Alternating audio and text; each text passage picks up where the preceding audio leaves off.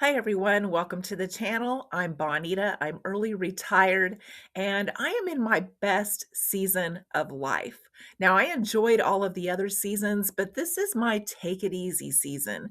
This is my self-care season, and this is the season where I get to do all the things that I want to do in retirement. I can make it to all of the grandkids events even if they're in the middle of the afternoon on a weekday. And that is so nice to be able to do with no stress.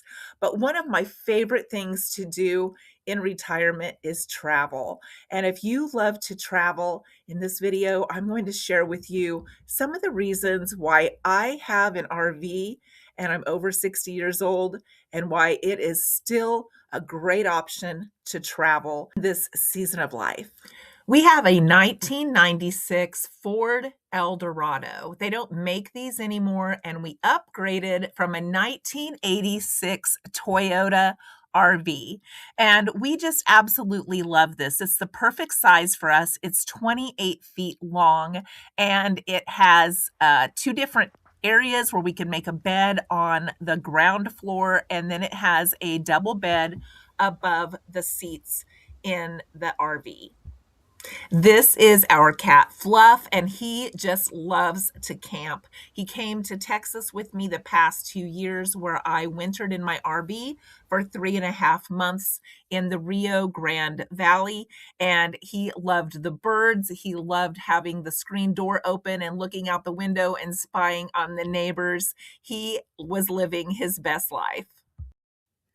We bought this RV from a neighbor that I've known my entire life. It was low mileage. She had used it just to take meals out to the field to their hired hands during harvest. They had put in an extra dining room area, which is why we have two areas we can make into a bed on the ground floor.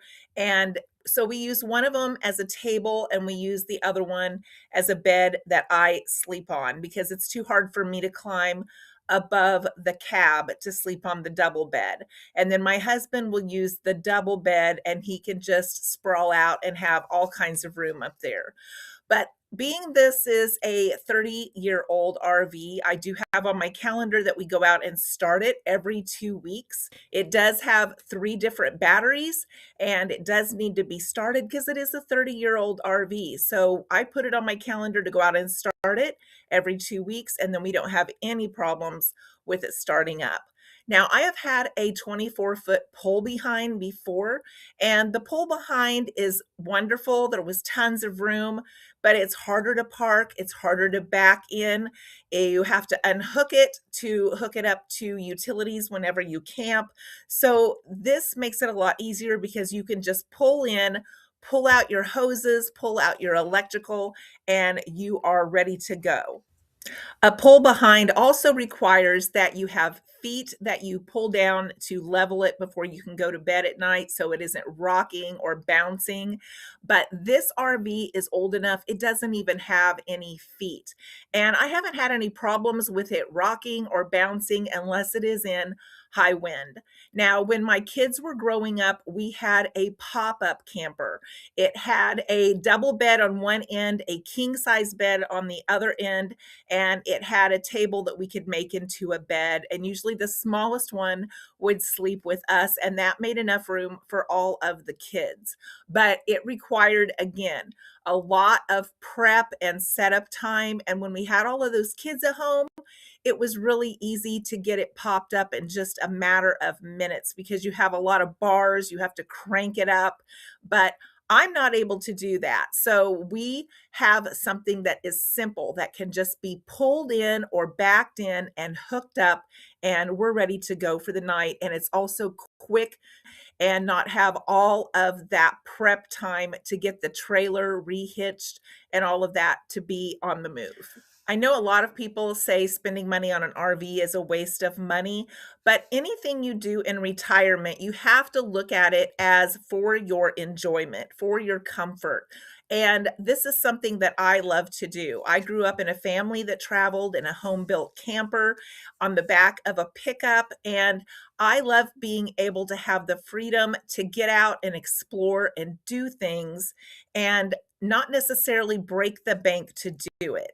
So, this is also like my backup plan. If something would happen where I couldn't live in my house for a while, I could live in my RV. I've done it for 3.5 months when I lived in Texas, and I have to say I was really comfortable in there. I really enjoyed it, and there's just something about getting up in the morning and opening the door wherever you are, and opening the door to some fantastic views, whether you're at the lake, whether there are palm trees. Opening that window shade in the morning and looking out to some spectacular views, it's so worth it. In fact, I'm not a morning person, but when I'm in an RV, I like to get up earlier because I don't wanna miss a bit of daylight.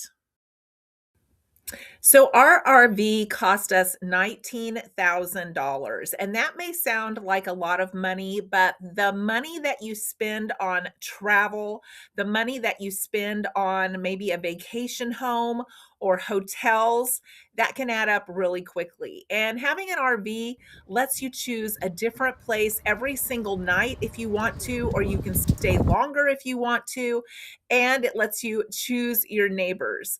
If you have a vacation home, you don't necessarily get to choose your neighbors. If they're loud, if they're obnoxious, you are going to be living next to them every time you go to your vacation home. It also allows you to choose your view. Maybe you want mountains this time, or you want a beach next time, or you just want a lake. Sometimes you just want a lot of trees around you. It gives you an option to choose what your view is going to look like. It also can be an inexpensive home base. There are lots of places like state parks that you can stay that are inexpensive. And when I stayed in the 55 and over park, it roughly cost me around $430 a month to stay there each month. And then I got my water and my trash for free. And all I needed to pay for extra was my electricity and my internet.